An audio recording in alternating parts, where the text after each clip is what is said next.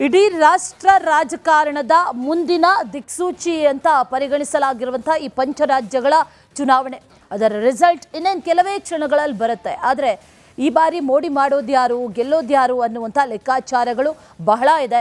ಇದೆಲ್ಲವನ್ನು ಕೂಡ ಗಮನಿಸ್ತಾ ಇದ್ದೀವಿ. ಪೋಲ್ ಆಫ್ ಪೋಲ್ಸ್ ಪಶ್ಚಿಮ ಬಂಗಾಳದಲ್ಲಿ ಯಾರು ಗೆಲ್ತಾರೆ ಅನ್ನುವಂಥ ಸರ್ವೆಗಳನ್ನು, ಚುನಾವಣೋತ್ತರ ಸಮೀಕ್ಷೆಗಳನ್ನು ಈಗಾಗಲೇ ನೀಡಲಾಗಿತ್ತು. ಇದನ್ನು ಗಮನಿಸಿದ್ರೆ TMC ಈ ಬಾರಿ 134 ಕ್ಷೇತ್ರಗಳಲ್ಲಿ ಗೆಲ್ಲುವಂಥ ಸಾಧ್ಯತೆ ಇದೆ ಅನ್ನುವಂಥದ್ದನ್ನು ಪೋಲ್ ಆಫ್ ಪೋಲ್ಸ್ ಹೇಳ್ತಾ ಇದೆ. ಅದರ ಜೊತೆಗೆ BJP ಈ ಬಾರಿ 155 ಕ್ಷೇತ್ರಗಳಲ್ಲಿ ಗೆಲುವು ಸಾಧಿಸುವಂಥ ಸಾಧ್ಯತೆ ಇದೆ ಅನ್ನುವಂಥ ನಿಟ್ಟಿನಲ್ಲಿ ಹೇಳಲಾಗ್ತಾ ಇದೆ. ಆ ನಿಟ್ಟಿನಲ್ಲಿ ಈ ಬಾರಿ BJP ಇಂಥದ್ದೊಂದು ಇತಿಹಾಸವನ್ನು ಬರೆಯೋದಕ್ಕೆ ಸಾಧ್ಯ ಆಗುತ್ತಾ ಅನ್ನುವಂಥ ಪ್ರಶ್ನೆ ಅಂತೂ ಸದ್ಯಕ್ಕಿದೆ. ಅಲ್ಲಿನ ಮ್ಯಾಜಿಕ್ ನಂಬರ್ 148, 294 ಕ್ಷೇತ್ರಗಳು. TMC 2 ಬಾರಿ ಗೆದ್ದುಕೊಂಡಿದೆ. 3ನೇ ಬಾರಿ CM ಆಗ್ತಾರಾ ದೀದಿ ಅನ್ನುವಂಥ ಪ್ರಶ್ನೆಯ ಜೊತೆಗೆ ಮೊದಲ ಬಾರಿಗೆ BJP ಇಲ್ಲಿ ಅಧಿಕಾರದ ಚುಕ್ಕಾಣಿ ಹಿಡಿಯೋದಕ್ಕೆ ಸಾಧ್ಯ ಆಗುತ್ತಾ ಅನ್ನುವಂಥ ಪ್ರಶ್ನೆಯೂ ಕೂಡ ಸದ್ಯಕ್ಕಿದೆ.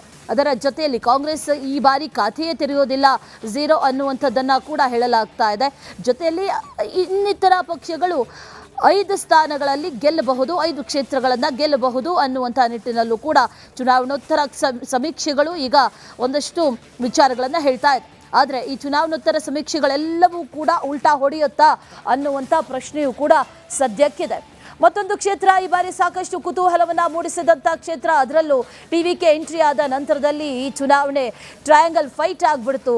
ತಮಿಳುನಾಡಲ್ಲಿ DMK ಈ ಬಾರಿ 125 ಕ್ಷೇತ್ರಗಳಲ್ಲಿ ಜಯಬೇರಿ ಸಾಧಿಸುವಂಥ ಸಾಧ್ಯತೆ ಇದೆ ಅನ್ನುವಂಥದ್ದನ್ನು ಸಮೀಕ್ಷೆಗಳು ಹೇಳ್ತಾ ಇದೆ.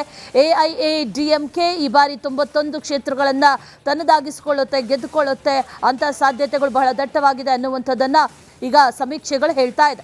ಜೊತೆಯಲ್ಲಿ TVK ಸರಿಸುಮಾರು 15 ಕ್ಷೇತ್ರಗಳಲ್ಲಿ ಈ ಬಾರಿ ಗೆಲ್ಲೋದಕ್ಕೆ ಸಾಧ್ಯ ಆಗುತ್ತೆ ಅನ್ನುವಂಥ ಒಂದಷ್ಟು ಮಾಹಿತಿಗಳು ಕೂಡ ಈ ಸಮೀಕ್ಷೆಗಳಲ್ಲಿ ಸಿಗ್ತಾ ಇರೋದು. ಇನ್ನಿತರರು 3 ಕ್ಷೇತ್ರಗಳನ್ನು ಗೆಲ್ಲಬಹುದು ಅಷ್ಟೇ ಅನ್ನುವಂಥದ್ದನ್ನು ಕೂಡ ಹೇಳಲಾಗ್ತಾ ಇದೆ. ಇದೆಲ್ಲವೂ ಕೂಡ ಚುನಾವಣೋತ್ತರ ಸಮೀಕ್ಷೆಗಳು. ಆದರೆ ಅಸಲಿಗೆ ಏನಾಗುತ್ತೆ, ಮತದಾರ ಯಾರಿಗೆ ಒಲಿತಾನೆ ಅಥವಾ ಈ ಚುನಾವಣಾ ಸಮೀಕ್ಷೆಗಳೆಲ್ಲವೂ ಕೂಡ ಉಲ್ಟಾ ಹೊಡೆಯುತ್ತಾ ಈ ಬಾರಿ ಅನ್ನುವಂಥ ಪ್ರಶ್ನೆಯೂ ಕೂಡ ಸದ್ಯಕ್ಕಿದೆ. ಆದರೆ ತಮಿಳುನಾಡಿನ ರಾಜಕೀಯ ಈ ಬಾರಿ ಸಾಕಷ್ಟು ಕುತೂಹಲಕ್ಕೆ ಕಾರಣವಾಗಿದೆ. ಸ್ಕ್ರೀನ್ ಮೇಲೆ ಮಾಡಿದಂಥ ಮೋಡಿ ಆಫ್ ಸ್ಕ್ರೀನಲ್ಲೂ ವರ್ಕ್ ಆಗುತ್ತಾ ಅನ್ನುವಂಥ ಪ್ರಶ್ನೆಗೆ ಉತ್ತರ ಸಿಗುತ್ತೆ. ಜೊತೆಗೆ DMK ಮತ್ತೆ ಅಧಿಕಾರವನ್ನು ಮುಂದುವರಿಸೋದಕ್ಕೆ ಸಾಧ್ಯ ಆಗುತ್ತಾ, ಸ್ಟಾಲಿನ್ ಮತ್ತೊಮ್ಮೆ CM ಆಗ್ತಾರಾ ಅನ್ನುವಂಥ ಒಂದಷ್ಟು ಕುತೂಹಲ ಕೂಡ ಸದ್ಯಕ್ಕಿರೋದು. ಅದರ ಜೊತೆಯಲ್ಲಿ AIADMK ಈ ಬಾರಿ ಗೆಲ್ಲುವಂಥ ನಿಟ್ಟಿನಲ್ಲಿ ಸಾಕಷ್ಟು ಪ್ರಯತ್ನಗಳನ್ನು ಪಟ್ಟಿದೆ, ಭರಪೂರ ಗ್ಯಾರಂಟಿಗಳನ್ನು ಘೋಷಣೆ ಮಾಡಿದೆ. ಜೊತೆಯಲ್ಲಿ TVK ಪಕ್ಷ ಈ ಬಾರಿ ಕಿಂಗ್ ಆಗ್ತಾರಾ, ವಿಜಯ್ ಅಥವಾ ಕಿಂಗ್ ಮೇಕರ್ ಆಗ್ತಾರಾ ಅನ್ನುವಂಥ ಪ್ರಶ್ನೆ. ಯಾಕಂದರೆ ಅಲ್ಲಿರುವಂಥ ಕ್ಷೇತ್ರಗಳು 294, ಗೆಲ್ಲೋದಕ್ಕೆ 148 ಕ್ಷೇತ್ರಗಳು ಬೇಕು. ಆ ಮ್ಯಾಜಿಕ್ ನಂಬರ್ ಎಲ್ಲೂ ಕಾಣಿಸ್ತಾ ಇಲ್ಲ. ಹಾಗಾಗಿ ಅತಂತ್ರ ಫಲಿತಾಂಶ ಬರುವಂಥ ಸಾಧ್ಯತೆಗಳು ಕೂಡ ಬಹಳ ಹೆಚ್ಚಾಗಿದೆ. ಮತ್ತೊಂದು ಕ್ಷೇತ್ರ ಕೇರಳಂ ಈ ಬಾರಿ ಸಾಕಷ್ಟು ಕುತೂಹಲಕ್ಕೆ ಕಾರಣವಾದಂಥ ಕ್ಷೇತ್ರ. ಇಲ್ಲಿ ಯಾವುದೇ ರಾಷ್ಟ್ರೀಯ ಪಕ್ಷಗಳು ಗೆಲ್ಲದೇ ಇದ್ರೂ ಕೂಡ ಇಲ್ಲಿ LDF ವರ್ಸಸ್ UDF ನೇರ ಹಣಾಹಣಿ ಇದೆ, ನೆಕ್ ಟು ನೆಕ್ ಫೈಟ್ ಪ್ರತಿ ಬಾರಿಯೂ ಇರುತ್ತೆ.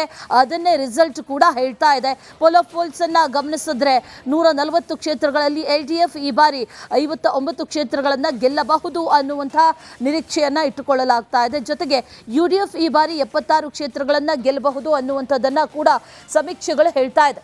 ಇನ್ನು NDA ಈ ಬಾರಿ 3 ಕ್ಷೇತ್ರಗಳನ್ನು ಗೆಲ್ಲುವಂಥ ಸಾಧ್ಯತೆಗಳು ಇದೆ ಅನ್ನುವಂಥ ಒಂದಷ್ಟು ಲೆಕ್ಕಾಚಾರಗಳನ್ನು ಕೂಡ ಈಗ ಇಲ್ಲಿ ಹಾಕಿಕೊಳ್ಳಲಾಗ್ತಾ ಇದೆ. ಇದೆಲ್ಲವೂ ಕೂಡ ನಿಜವಾಗುತ್ತಾ ಅನ್ನುವಂಥ ಪ್ರಶ್ನೆ ಸದ್ಯಕ್ಕಿದೆ.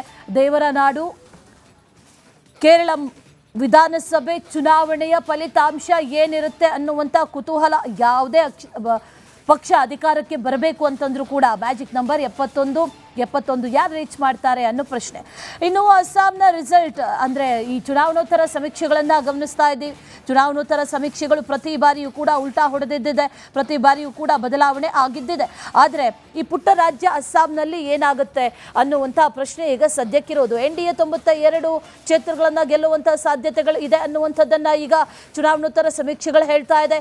ಅದೇ ರೀತಿಯಲ್ಲಿ ಇಂಡಿ ಒಕ್ಕೂಟ 30 ಸ್ಥಾನಗಳನ್ನು ತಮ್ಮದಾಗಿಸಿಕೊಳ್ಳುವಂಥ ಸಾಧ್ಯತೆ ಈ ಬಾರಿ ಇದೆ ಅನ್ನುವಂಥದ್ದನ್ನು ಕೂಡ ಹೇಳಲಾಗ್ತಾ ಇದೆ. ಆದರೆ ಮ್ಯಾಜಿಕ್ ನಂಬರ್ ಯಾರು ಪಡಿತಾರೆ ಅನ್ನುವಂಥ ಪ್ರಶ್ನೆ 64 ಮ್ಯಾಜಿಕ್ ನಂಬರ್ ಅದನ್ನು ರೀಚ್ ಮಾಡುತ್ತಾ NDA ಈ ಬಾರಿ ಅನ್ನುವಂಥ ಪ್ರಶ್ನೆ ಕೂಡ ಇದೆ.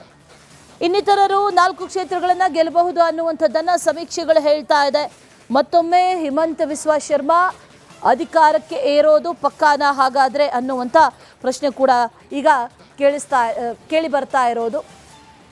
ಇದೆಲ್ಲವನ್ನು ಕೂಡ ಗಮನಿಸ್ತಾ ಇದ್ದೀವಿ. ಮತ್ತೊಂದು ಕಡೆಯಲ್ಲಿ ಸ್ಕ್ರೀನ್ ಮೇಲೆ ಗಮನಿಸ್ತಾ ಇದ್ದೀವಿ, ಈಗ ಸ್ಟ್ರಾಂಗ್ ರೂಮ್ಗಳನ್ನ ತೆರೆಯಲಾಗಿದೆ. ಸ್ಟ್ರಾಂಗ್ ರೂಮ್ನ ಬೀಗವನ್ನ ತೆಗೆಯಲಾಗಿದೆ. ಬೀಗವನ್ನ ತೆಗೆದು ಸಿಬ್ಬಂದಿ ಈಗ ಸ್ಟ್ರಾಂಗ್ ರೂಮ್ನ ಒಳಗೆ ಪ್ರವೇಶವನ್ನ ಮಾಡ್ತಾ ಇರುವಂತಹ ದೃಶ್ಯಗಳನ್ನ ಗಮನಿಸ್ತಾ ಇದ್ದೀವಿ. ಎಲ್ಲ ರೀತಿಯ ಸಿದ್ಧತೆಗಳನ್ನ ಮಾಡಿಕೊಳ್ಳಲಾಗಿದೆ. ಎಲ್ಲ ಬೂತ್ಗಳಲ್ಲೂ ಕೂಡ ಈಗಾಗಲೇ ಚುನಾವಣಾ ವೀಕ್ಷಕರಾಗಿ ಅದರ ಜೊತೆಯಲ್ಲಿ ಉಸ್ತುವಾರಿಗಳಾಗಿಯೂ ಕೂಡ ನೇಮಕ ಮಾಡಲಾಗಿದೆ. ಇದೆಲ್ಲವೂ ಕೂಡ ಒಂದು ಕಡೆಯಾದರೆ ಸ್ಟ್ರಾಂಗ್ ರೂಮ್ಗಳ ಬಾಗಿಲುಗಳನ್ನ ಈಗ ತೆಗೆಯಲಾಗಿದೆ. ಇನ್ನೇನು ಕೆಲವೇ ನಿಮಿಷಗಳಲ್ಲಿ ಈ ಕೌಂಟಿಂಗ್ ಆರಂಭ ಆಗುತ್ತೆ. ಮೊದಲು ಮತದಾನದ ಕೌಂಟಿಂಗ್ ಆರಂಭ ಆಗೋದು ಪೋಸ್ಟಲ್ ವೋಟ್ಸ್ ಮೂಲಕ. ಪೋಸ್ಟಲ್ ವೋಟ್ಗಳನ್ನು ಕೌಂಟ್ ಮಾಡಲಾಗುತ್ತೆ. ಆ ನಂತರ ಒಂದೊಂದೇ ಬೂತ್ಗಳ ಈ ಮತ ಎಣಿಕೆ ಕಾರ್ಯವನ್ನ ಕೂಡ ಆರಂಭ ಮಾಡ್ತಾರೆ. ಸದ್ಯಕ್ಕೆ ಈಗ ಗಮನಿಸ್ತಾ ಇರುವಂತಹ ವಿಜುವಲ್ಸ್ ಇದೆಯಲ್ಲ, ಇದು ಮತಗಟ್ಟೆಗಳು ಓಪನ್ ಆಗಿರೋ ಈ ಬೂತ್ಗಳು ಓಪನ್ ಆಗಿರೋದು ಚೆನ್ನೈ ತಮಿಳುನಾಡಿನ ದೃಶ್ಯವನ್ನ ಗಮನಿಸ್ತಾ ಇದ್ದೀವಿ. ತಮಿಳುನಾಡಿನಲ್ಲಿ ಈ ಬಾರಿ ಸಾಕಷ್ಟು ಕುತೂಹಲಕ್ಕೆ ಕಾರಣ ಆಗಿರುವಂತಹ ಕ್ಷೇತ್ರ. ಬೆಳಗ್ಗೆ 8 ಗಂಟೆಯಿಂದ ಮತ ಎಣಿಕೆ ಕಾರ್ಯ ಆರಂಭ ಆಗುತ್ತೆ. ಈಗಾಗಲೇ ಸಿಬ್ಬಂದಿಗಳು ಎಲ್ಲ ರೀತಿಯ ಸಿದ್ಧತೆಗಳನ್ನು ಕೂಡ ಮಾಡಿಕೊಂಡಿದ್ದಾರೆ. ಅದರ ಜೊತೆಯಲ್ಲಿ ಈ ಬಾರಿ ಯಾರು ಗೆಲ್ತಾರೆ ಅನ್ನೋದಕ್ಕೆ ಇನ್ನೇನು ಕೆಲವೇ ಕ್ಷಣಗಳಲ್ಲಿ ಉತ್ತರ ಕೂಡ ಸಿಗುತ್ತೆ.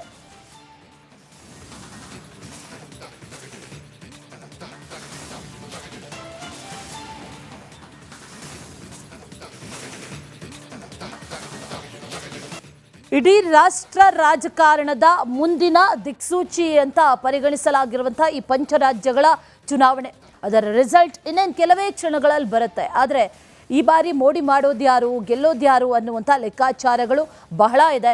ಇದೆಲ್ಲವನ್ನು ಕೂಡ ಗಮನಿಸ್ತಾ ಇದ್ದೀವಿ. ಪೋಲ್ ಆಫ್ ಪೋಲ್ಸ್ ಪಶ್ಚಿಮ ಬಂಗಾಳದಲ್ಲಿ ಯಾರು ಗೆಲ್ತಾರೆ ಅನ್ನುವಂಥ ಸರ್ವೆಗಳನ್ನು, ಚುನಾವಣೋತ್ತರ ಸಮೀಕ್ಷೆಗಳನ್ನು ಈಗಾಗಲೇ ನೀಡಲಾಗಿತ್ತು. ಇದನ್ನು ಗಮನಿಸಿದ್ರೆ TMC ಈ ಬಾರಿ 134 ಕ್ಷೇತ್ರಗಳಲ್ಲಿ ಗೆಲ್ಲುವಂಥ ಸಾಧ್ಯತೆ ಇದೆ ಅನ್ನುವಂಥದ್ದನ್ನು ಪೋಲ್ ಆಫ್ ಪೋಲ್ಸ್ ಹೇಳ್ತಾ ಇದೆ. ಅದರ ಜೊತೆಗೆ BJP ಈ ಬಾರಿ 155 ಕ್ಷೇತ್ರಗಳಲ್ಲಿ ಗೆಲುವು ಸಾಧಿಸುವಂಥ ಸಾಧ್ಯತೆ ಇದೆ ಅನ್ನುವಂಥ ನಿಟ್ಟಿನಲ್ಲಿ ಹೇಳಲಾಗ್ತಾ ಇದೆ. ಆ ನಿಟ್ಟಿನಲ್ಲಿ ಈ ಬಾರಿ BJP ಇಂಥದ್ದೊಂದು ಇತಿಹಾಸವನ್ನು ಬರೆಯೋದಕ್ಕೆ ಸಾಧ್ಯ ಆಗುತ್ತಾ ಅನ್ನುವಂಥ ಪ್ರಶ್ನೆ ಅಂತೂ ಸದ್ಯಕ್ಕಿದೆ. ಅಲ್ಲಿನ ಮ್ಯಾಜಿಕ್ ನಂಬರ್ 148, 294 ಕ್ಷೇತ್ರಗಳು. TMC 2 ಬಾರಿ ಗೆದ್ದುಕೊಂಡಿದೆ. 3ನೇ ಬಾರಿ CM ಆಗ್ತಾರಾ ದೀದಿ ಅನ್ನುವಂಥ ಪ್ರಶ್ನೆಯ ಜೊತೆಗೆ ಮೊದಲ ಬಾರಿಗೆ BJP ಇಲ್ಲಿ ಅಧಿಕಾರದ ಚುಕ್ಕಾಣಿ ಹಿಡಿಯೋದಕ್ಕೆ ಸಾಧ್ಯ ಆಗುತ್ತಾ ಅನ್ನುವಂಥ ಪ್ರಶ್ನೆಯೂ ಕೂಡ ಸದ್ಯಕ್ಕಿದೆ. ಅದರ ಜೊತೆಯಲ್ಲಿ ಕಾಂಗ್ರೆಸ್ ಈ ಬಾರಿ ಖಾತೆಯೇ ತೆರೆಯೋದಿಲ್ಲ, 0 ಅನ್ನುವಂಥದ್ದನ್ನು ಕೂಡ ಹೇಳಲಾಗ್ತಾ ಇದೆ. ಜೊತೆಯಲ್ಲಿ ಇನ್ನಿತರ ಪಕ್ಷಗಳು 5 ಸ್ಥಾನಗಳಲ್ಲಿ ಗೆಲ್ಲಬಹುದು, 5 ಕ್ಷೇತ್ರಗಳನ್ನು ಗೆಲ್ಲಬಹುದು ಅನ್ನುವಂಥ ನಿಟ್ಟಿನಲ್ಲೂ ಕೂಡ ಚುನಾವಣೋತ್ತರ ಸಮೀಕ್ಷೆಗಳು ಈಗ ಒಂದಷ್ಟು ವಿಚಾರಗಳನ್ನು ಹೇಳ್ತಾ ಇದೆ. ಆದರೆ ಈ ಚುನಾವಣೋತ್ತರ ಸಮೀಕ್ಷೆಗಳೆಲ್ಲವೂ ಕೂಡ ಉಲ್ಟಾ ಹೊಡೆಯುತ್ತಾ ಅನ್ನುವಂಥ ಪ್ರಶ್ನೆಯೂ ಕೂಡ ಸದ್ಯಕ್ಕಿದೆ. ಮತ್ತೊಂದು ಕ್ಷೇತ್ರ ಈ ಬಾರಿ ಸಾಕಷ್ಟು ಕುತೂಹಲವನ್ನು ಮೂಡಿಸಿದಂಥ ಕ್ಷೇತ್ರ, ಅದರಲ್ಲೂ TVK ಎಂಟ್ರಿ ಆದ ನಂತರದಲ್ಲಿ ಈ ಚುನಾವಣೆ ಟ್ರಯಾಂಗಲ್ ಫೈಟ್ ಆಗಿಬಿಡ್ತು. ತಮಿಳುನಾಡಲ್ಲಿ DMK ಈ ಬಾರಿ 125 ಕ್ಷೇತ್ರಗಳಲ್ಲಿ ಜಯಬೇರಿ ಸಾಧಿಸುವಂಥ ಸಾಧ್ಯತೆ ಇದೆ ಅನ್ನುವಂಥದ್ದನ್ನು ಸಮೀಕ್ಷೆಗಳು ಹೇಳ್ತಾ ಇದೆ. AIADMK ಈ ಬಾರಿ 91 ಕ್ಷೇತ್ರಗಳನ್ನು ತನ್ನದಾಗಿಸಿಕೊಳ್ಳುತ್ತೆ, ಗೆದ್ದುಕೊಳ್ಳುತ್ತೆ ಅಂತ ಸಾಧ್ಯತೆಗಳು ಬಹಳ ದಟ್ಟವಾಗಿದೆ ಅನ್ನುವಂಥದ್ದನ್ನು ಈಗ ಸಮೀಕ್ಷೆಗಳು ಹೇಳ್ತಾ ಇದೆ. ಜೊತೆಯಲ್ಲಿ TVK ಸರಿಸುಮಾರು 15 ಕ್ಷೇತ್ರಗಳಲ್ಲಿ ಈ ಬಾರಿ ಗೆಲ್ಲೋದಕ್ಕೆ ಸಾಧ್ಯ ಆಗುತ್ತೆ ಅನ್ನುವಂಥ ಒಂದಷ್ಟು ಮಾಹಿತಿಗಳು ಕೂಡ ಈ ಸಮೀಕ್ಷೆಗಳಲ್ಲಿ ಸಿಗ್ತಾ ಇರೋದು. ಇನ್ನಿತರರು 3 ಕ್ಷೇತ್ರಗಳನ್ನು ಗೆಲ್ಲಬಹುದು ಅಷ್ಟೇ ಅನ್ನುವಂಥದ್ದನ್ನು ಕೂಡ ಹೇಳಲಾಗ್ತಾ ಇದೆ. ಇದೆಲ್ಲವೂ ಕೂಡ ಚುನಾವಣೋತ್ತರ ಸಮೀಕ್ಷೆಗಳು. ಆದರೆ ಅಸಲಿಗೆ ಏನಾಗುತ್ತೆ, ಮತದಾರ ಯಾರಿಗೆ ಒಲಿತಾನೆ ಅಥವಾ ಈ ಚುನಾವಣಾ ಸಮೀಕ್ಷೆಗಳೆಲ್ಲವೂ ಕೂಡ ಉಲ್ಟಾ ಹೊಡೆಯುತ್ತಾ ಈ ಬಾರಿ ಅನ್ನುವಂಥ ಪ್ರಶ್ನೆಯೂ ಕೂಡ ಸದ್ಯಕ್ಕಿದೆ. ಆದರೆ ತಮಿಳುನಾಡಿನ ರಾಜಕೀಯ ಈ ಬಾರಿ ಸಾಕಷ್ಟು ಕುತೂಹಲಕ್ಕೆ ಕಾರಣವಾಗಿದೆ. ಸ್ಕ್ರೀನ್ ಮೇಲೆ ಮಾಡಿದಂಥ ಮೋಡಿ ಆಫ್ ಸ್ಕ್ರೀನಲ್ಲೂ ವರ್ಕ್ ಆಗುತ್ತಾ ಅನ್ನುವಂಥ ಪ್ರಶ್ನೆಗೆ ಉತ್ತರ ಸಿಗುತ್ತೆ. ಜೊತೆಗೆ DMK ಮತ್ತೆ ಅಧಿಕಾರವನ್ನು ಮುಂದುವರಿಸೋದಕ್ಕೆ ಸಾಧ್ಯ ಆಗುತ್ತಾ, ಸ್ಟಾಲಿನ್ ಮತ್ತೊಮ್ಮೆ CM ಆಗ್ತಾರಾ ಅನ್ನುವಂಥ ಒಂದಷ್ಟು ಕುತೂಹಲ ಕೂಡ ಸದ್ಯಕ್ಕಿರೋದು. ಅದರ ಜೊತೆಯಲ್ಲಿ AIADMK ಈ ಬಾರಿ ಗೆಲ್ಲುವಂಥ ನಿಟ್ಟಿನಲ್ಲಿ ಸಾಕಷ್ಟು ಪ್ರಯತ್ನಗಳನ್ನು ಪಟ್ಟಿದೆ, ಭರಪೂರ ಗ್ಯಾರಂಟಿಗಳನ್ನು ಘೋಷಣೆ ಮಾಡಿದೆ. ಜೊತೆಯಲ್ಲಿ TVK ಪಕ್ಷ ಈ ಬಾರಿ ಕಿಂಗ್ ಆಗ್ತಾರಾ ವಿಜಯ್ ಅಥವಾ ಕಿಂಗ್ ಮೇಕರ್ ಆಗ್ತಾರಾ ಅನ್ನುವಂಥ ಪ್ರಶ್ನೆ. ಯಾಕಂದರೆ ಅಲ್ಲಿರುವಂಥ ಕ್ಷೇತ್ರಗಳು 294, ಗೆಲ್ಲೋದಕ್ಕೆ 148 ಕ್ಷೇತ್ರಗಳು ಬೇಕು. ಆ ಮ್ಯಾಜಿಕ್ ನಂಬರ್ ಎಲ್ಲೂ ಕಾಣಿಸ್ತಾ ಇಲ್ಲ. ಹಾಗಾಗಿ ಅತಂತ್ರ ಫಲಿತಾಂಶ ಬರುವಂಥ ಸಾಧ್ಯತೆಗಳು ಕೂಡ ಬಹಳ ಹೆಚ್ಚಾಗಿದೆ. ಮತ್ತೊಂದು ಕ್ಷೇತ್ರ ಕೇರಳ, ಈ ಬಾರಿ ಸಾಕಷ್ಟು ಕುತೂಹಲಕ್ಕೆ ಕಾರಣವಾದಂಥ ಕ್ಷೇತ್ರ. ಇಲ್ಲಿ ಯಾವುದೇ ರಾಷ್ಟ್ರೀಯ ಪಕ್ಷಗಳು ಗೆಲ್ಲದೇ ಇದ್ರೂ ಕೂಡ ಇಲ್ಲಿ LDF ವರ್ಸಸ್ UDF ನೇರ ಹಣಾಹಣಿ ಇದೆ. ನೆಕ್ ಟು ನೆಕ್ ಫೈಟ್ ಪ್ರತಿ ಬಾರಿಯೂ ಇರುತ್ತೆ. ಅದನ್ನೇ ರಿಸಲ್ಟ್ ಕೂಡ ಹೇಳ್ತಾ ಇದೆ. ಪೋಲ್ ಆಫ್ ಪೋಲ್ಸ್ ಅನ್ನ ಗಮನಿಸಿದ್ರೆ 140 ಕ್ಷೇತ್ರಗಳಲ್ಲಿ LDF ಈ ಬಾರಿ 59 ಕ್ಷೇತ್ರಗಳನ್ನು ಗೆಲ್ಲಬಹುದು ಅನ್ನುವಂತಹ ನಿರೀಕ್ಷೆಯನ್ನ ಇಟ್ಟುಕೊಳ್ಳಲಾಗ್ತಾ ಇದೆ. ಜೊತೆಗೆ UDF ಈ ಬಾರಿ 76 ಕ್ಷೇತ್ರಗಳನ್ನು ಗೆಲ್ಲಬಹುದು ಅನ್ನುವಂಥದ್ದನ್ನ ಕೂಡ ಸಮೀಕ್ಷೆಗಳು ಹೇಳ್ತಾ ಇದೆ. ಇನ್ನು NDA ಈ ಬಾರಿ 3 ಕ್ಷೇತ್ರಗಳನ್ನು ಗೆಲ್ಲುವಂಥ ಸಾಧ್ಯತೆಗಳು ಇದೆ ಅನ್ನುವಂಥ ಒಂದಷ್ಟು ಲೆಕ್ಕಾಚಾರಗಳನ್ನು ಕೂಡ ಈಗ ಇಲ್ಲಿ ಹಾಕಿಕೊಳ್ಳಲಾಗ್ತಾ ಇದೆ. ಇದೆಲ್ಲವೂ ಕೂಡ ನಿಜವಾಗುತ್ತಾ ಅನ್ನುವಂಥ ಪ್ರಶ್ನೆ ಸದ್ಯಕ್ಕಿದೆ. ದೇವರ ನಾಡು ಕೇರಳ ವಿಧಾನಸಭೆ ಚುನಾವಣೆಯ ಫಲಿತಾಂಶ ಏನಿರುತ್ತೆ ಅನ್ನುವಂಥ ಕುತೂಹಲ. ಯಾವುದೇ ಪಕ್ಷ ಅಧಿಕಾರಕ್ಕೆ ಬರಬೇಕು ಅಂತಂದ್ರೂ ಕೂಡ ಮ್ಯಾಜಿಕ್ ನಂಬರ್ 71 ಯಾರು ರೀಚ್ ಮಾಡ್ತಾರೆ ಅನ್ನೋ ಪ್ರಶ್ನೆ. ಇನ್ನು ಅಸ್ಸಾಂನ ರಿಸಲ್ಟ್ ಅಂದರೆ ಈ ಚುನಾವಣೋತ್ತರ ಸಮೀಕ್ಷೆಗಳನ್ನು ಗಮನಿಸ್ತಾ ಇದ್ದೀವಿ. ಚುನಾವಣೋತ್ತರ ಸಮೀಕ್ಷೆಗಳು ಪ್ರತಿ ಬಾರಿಯೂ ಕೂಡ ಉಲ್ಟಾ ಹೊಡೆದಿದ್ದಿದೆ, ಪ್ರತಿ ಬಾರಿಯೂ ಕೂಡ ಬದಲಾವಣೆ ಆಗಿದ್ದಿದೆ. ಆದರೆ ಈ ಪುಟ್ಟ ರಾಜ್ಯ ಅಸ್ಸಾಂನಲ್ಲಿ ಏನಾಗುತ್ತೆ ಅನ್ನುವಂಥ ಪ್ರಶ್ನೆ ಈಗ ಸದ್ಯಕ್ಕಿರೋದು. NDA 92 ಕ್ಷೇತ್ರಗಳನ್ನು ಗೆಲ್ಲುವಂಥ ಸಾಧ್ಯತೆಗಳು ಇದೆ ಅನ್ನುವಂಥದ್ದನ್ನು ಈಗ ಚುನಾವಣೋತ್ತರ ಸಮೀಕ್ಷೆಗಳು ಹೇಳ್ತಾ ಇದೆ. ಅದೇ ರೀತಿಯಲ್ಲಿ ಇಂಡಿ ಒಕ್ಕೂಟ 30 ಸ್ಥಾನಗಳನ್ನು ತಮ್ಮದಾಗಿಸಿಕೊಳ್ಳುವಂಥ ಸಾಧ್ಯತೆ ಈ ಬಾರಿ ಇದೆ ಅನ್ನುವಂಥದ್ದನ್ನು ಕೂಡ ಹೇಳಲಾಗ್ತಾ ಇದೆ. ಆದರೆ ಮ್ಯಾಜಿಕ್ ನಂಬರ್ ಯಾರು ಪಡೀತಾರೆ ಅನ್ನುವಂಥ ಪ್ರಶ್ನೆ. 64 ಮ್ಯಾಜಿಕ್ ನಂಬರ್ ಅದನ್ನು ರೀಚ್ ಮಾಡುತ್ತಾ NDA ಈ ಬಾರಿ ಅನ್ನುವಂಥ ಪ್ರಶ್ನೆ ಕೂಡ ಇದೆ. ಇನ್ನಿತರರು 4 ಕ್ಷೇತ್ರಗಳನ್ನು ಗೆಲ್ಲಬಹುದು ಅನ್ನುವಂಥದ್ದನ್ನು ಸಮೀಕ್ಷೆಗಳು ಹೇಳ್ತಾ ಇದೆ. ಮತ್ತೊಮ್ಮೆ ಹಿಮಂತ ಬಿಸ್ವಾ ಶರ್ಮಾ ಅಧಿಕಾರಕ್ಕೆ ಏರೋದು ಪಕ್ಕಾನ ಹಾಗಾದರೆ ಅನ್ನುವಂಥ ಪ್ರಶ್ನೆ ಕೂಡ ಈಗ ಕೇಳಿ ಬರ್ತಾ ಇರೋದು. ಇದೆಲ್ಲವನ್ನು ಕೂಡ ಗಮನಿಸ್ತಾ ಇದ್ದೀವಿ. ಮತ್ತೊಂದು ಕಡೆಯಲ್ಲಿ ಸ್ಕ್ರೀನ್ ಮೇಲೆ ಗಮನಿಸ್ತಾ ಇದ್ದೀವಿ. ಈಗ ಸ್ಟ್ರಾಂಗ್ ರೂಮ್ಗಳನ್ನು ತೆರೆಯಲಾಗಿದೆ. ಸ್ಟ್ರಾಂಗ್ ರೂಮ್ನ ಬೀಗವನ್ನು ತೆಗೆಯಲಾಗಿದೆ. ಬೀಗವನ್ನು ತೆಗೆದು ಸಿಬ್ಬಂದಿ ಈಗ ಸ್ಟ್ರಾಂಗ್ ರೂಮ್ನ ಒಳಗೆ ಪ್ರವೇಶವನ್ನು ಮಾಡ್ತಾ ಇರುವಂಥ ದೃಶ್ಯಗಳನ್ನು ಗಮನಿಸ್ತಾ ಇದ್ದೀವಿ.